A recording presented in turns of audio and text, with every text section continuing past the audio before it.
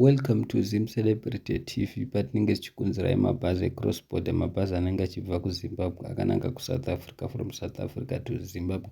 Aya mabhazi anonzi Mwinza Tours, aya anonzi maMwinza Tours. Kana muchivada munovabata paFacebook, munovabata paTikTok. You won't go wrong with these buses. Mabhazi aya anobva kunana Cape Town Kapa akananga kuHarare, mabhazi manyama.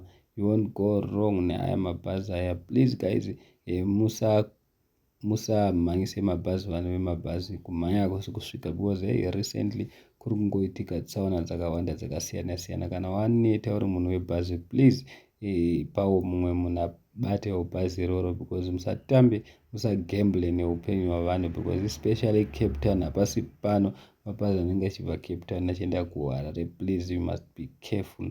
And chimwe nyaya ndeyekuti please mumabhazi umo musatakure mari dzakawandisa, because vanhu vari kubirwa zvisingaite, mbavha dziri kukwira imomo dzichitora maadvantage. Asi bhazi ratauya naro ndiMwinza Bus Tours. You won't go wrong neaya mabhazi. Mabhazi omatsvawo zvavo, but kana mukatarisa atoti one day from Cape Town Kapa to Harare.